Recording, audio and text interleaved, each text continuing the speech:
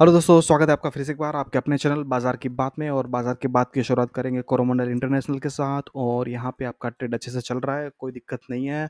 और आज का जो कैंडल है वो हल्का सा वीकनेस वाला कैंडल है, इसको इन्वर्टेड पिन बार या वो टाइप का कैंडल भी बोल सकते हो। और आप अगर कैंडल स्टिक का स्ट्रक्चर समझते हो तो आपको पता चल जाएगा कि ये कैंडल को वीक कैंडल यानी कि कमज़ोर कैंडल क्यों माना जाता है। पर कोई दिक्कत नहीं है, कुछ टाइम ये साइडवेज होगा और वापस हो सकता है अपना जो पुराना ट्रेंड है वो वापस रिगेन कर लेगा।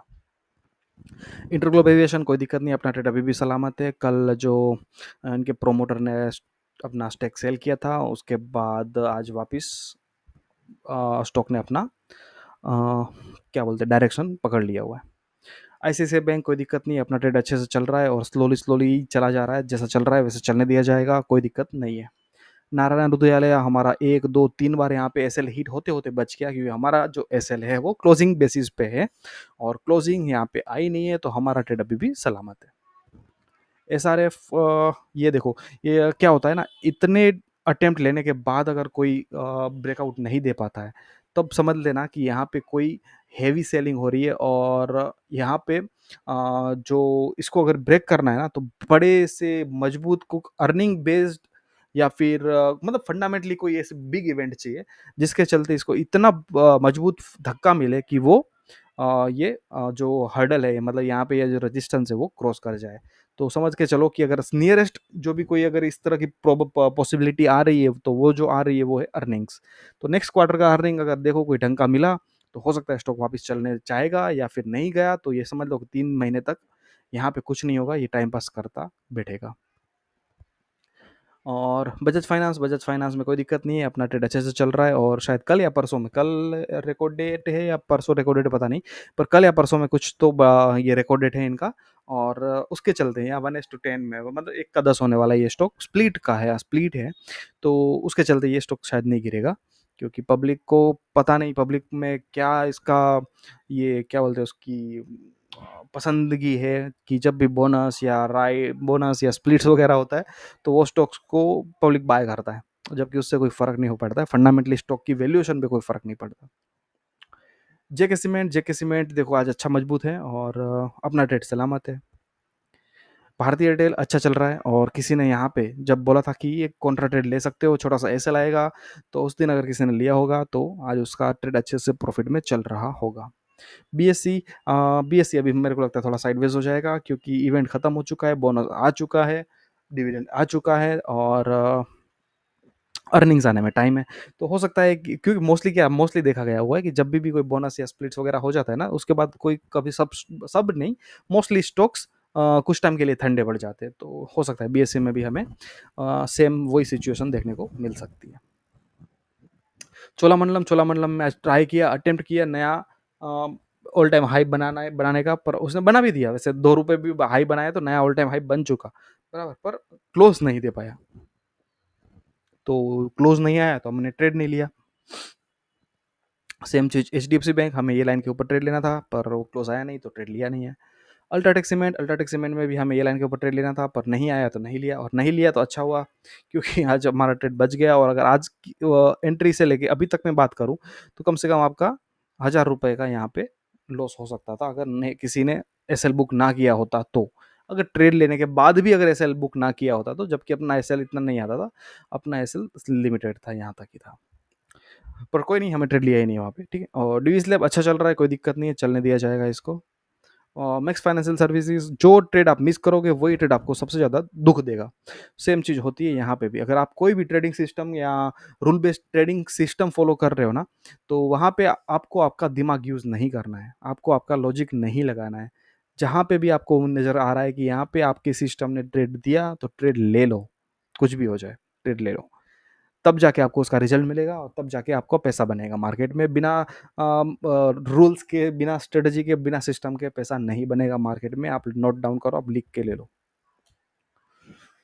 मेरी को में कोई दिक्कत नहीं है, अपना ट्रेड चल रहा है, सलामत है। और यहाँ पे किसी ने जब वो कॉन्ट्रा ट्रेड बोला था, वो लिया होता, तो उसका भी आज ट्रेड अच्छा प्रॉफिट में चल रहा होता।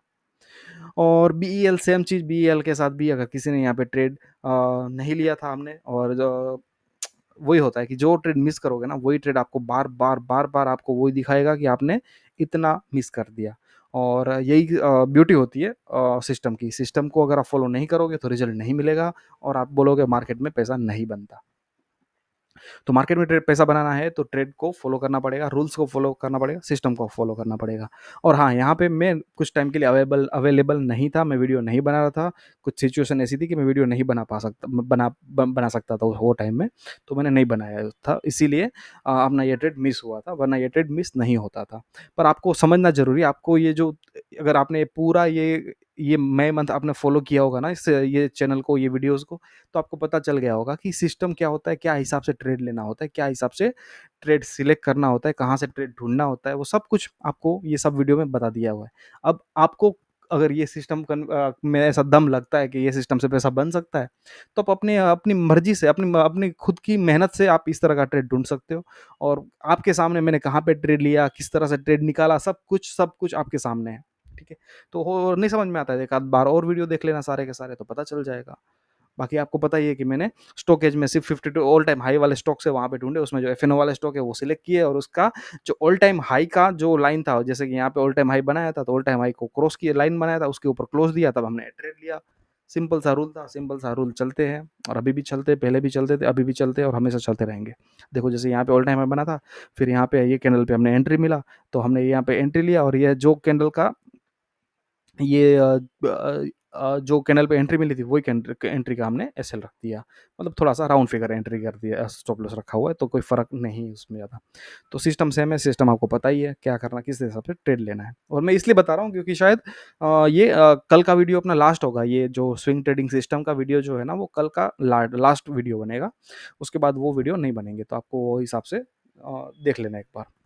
और यहाँ पे क्रूड साइडवेज ही लग रहा है और हल्का-सा मेरे को लग रहा है कि यहाँ पे इन्वर्टेड हेड एंड शोल्डर का आपको यहाँ पे पैटर्न बनता नज़र आएगा। ठीक है? अगर यहाँ पे ये ट्रेड बन जाएगा तो आपको समझ के चलो कि कितने का टारगेट बन सकता है, वो भी देख लो आप। 700 700 पॉइंट का। तो यानी कि 700 पॉइंट अगर मैं बताऊँ यहाँ से टॉप से अगर 700 पॉइंट बताऊँ यहाँ से, तो करीब मान के चलो आपको टारगेट जो आएगा 7,850, 7,850 तक क्रूड जा सकता है अगर ये लाइन के ऊपर इसने ब्रेक कर दिया तो। ठीक है? तो ये इतना ध्यान रखना है, अगर यहाँ से ऊपर ब्रेकआउट आता है तो आप चाहे तो ऑप्शन के थ्रू इसको ट्रेड ले सकते हो। और हाँ, निफ्टी आज टाइम पास के मूड में था और आज ऑप्शन बायर ने अच्छा खासा पैसा गँवाया होगा क्योंकि आज Nifty full on time pass किया हुआ है और सुबह जो प्रीमियम थे वो दबा के प्रीमियम था, बहुत हेवी प्रीमियम थे। मान के चलो कि 400 पॉइंट टोटल प्रीमियम था स्ट्रेडल का। और वही स्ट्रगल जाते-जाते 220 पॉइंट पे ख़त्म हुआ है, यानी कि 180 पॉइंट का डीके आया हुआ है। तो समझ के चलो कि कोई ऑप्शन बायर ने तो पैसा नहीं बनाया होगा, ये सीधी-सी बात है। और हाँ, ऑप्शन राइटर, ऑप्शन सेलर ने आज अच्छा पैसा बनाया है। और गोल्ड ठीक-ठाक ही चल रहा है, गोल्ड साइडवेज़ ही चल रहा है, गोल्ड में मुझे कोई ख़ास नया ट्रेड नज़र नहीं आ रहा। और यूएस डॉलर इंडेक्स अभी भी अपने कंफर्ट लेवल में है, बिलो 100 है, तो कोई दिक्कत नहीं है। और कुछ स्टॉक्स की बात करेंगे तो प्राइस मूवर में आईएफसीआई है, काफ़ी टाइम के बाद नज़र आया और अच्छा बहुत मजबूत नज़र आया। फिर है टेक्नो इलेक्ट्रिक, तो टेक्नो का भी रिजल्ट अच्छा था, उसके चलते यहाँ पे अच्छा परफॉर्मेंस दिखाई दे रहा है। और स्नाइडर इलेक्ट्रिक अच्छा स्टॉक है और ये भी 11% के आजू-बाजू ऊपर है। और आईटीआई है। और 52 हाई में ग्लेक्सो है, दीपक फर्टिलाइज़र है, हिताची है और पता नहीं इसका प्रोनाउंसिएशन क्या किया जाता है। और ऑल टाइम हाई में भी ये चारों स्टॉक ही है, ठीक है? तो ये चारों में से एक भी स्टॉक शायद एफएनओ में नहीं है, तो हमें कुछ सेलेक्ट करने की ज़रूरत नहीं है, पर ठीक है। और ऑल टाइम लो में कोई स्टॉक ऑल टाइम लो में है नहीं। और हाँ, हम कल यहाँ पे इसका जो अपना सिस्टम के हिसाब से जो भी ट्रेड आया, नहीं आया, लिया, नहीं लिया, नहीं आया तो कोई लेंगे नहीं, पर जिसका एसएल हिट हो गया, जो ट्रेड कंटिन्यू चल रहा है और जो ट्रेड हमने मिस भी किया है, वो सबका एक लिखा-जोखा बनाएँगे और बताएँगे कि भई क्या हिसाब से अगर ये सिस्टम फ़ॉलो करते तो पैसा बन सकता था, नहीं बन सकता था तो कितना बन सकता था, लॉस होता तो कितना परसेंट का लॉस हो सकता था, ठीक है? तो वो हिसाब से कैलकुलेशन भी दिखाएँगे, तो कल का वीडियो देख लेना ध्यान से और आपका ये सिस्टम तब तक क्लियर हो जाएगा आपके लिए। और हाँ, अंत में एक डिस्क्लोज़र या डिस्क्लेमर, मैंने यहाँ पे जो भी स्टॉक के बारे में बात किया वो सिर्फ़ और सिर्फ़ एजुकेशनल पर्पज़ के लिए है, तो आपका कोई भी ट्रेडिंग या इन्वेस्टमेंट डिसीज़न हो, वो आप अपने फाइनेंशियल एडवाइज़र से कंसल्ट करने के बाद ही करें तो अच्छा रहेगा, क्योंकि वो आपका रिस्क एपेटाइट काफ़ी अच्छे से समझते हैं, तो वो आपको काफ़ी अच्छे से गाइड कर सकते हैं। तो आज यहीं तक रखते हैं, कल फिर मिलेंगे, कल बात करेंगे, कल की बात कल करेंगे। तो तब तक के लिए चलो कल मिलते हैं फिर। Thank you, bye bye.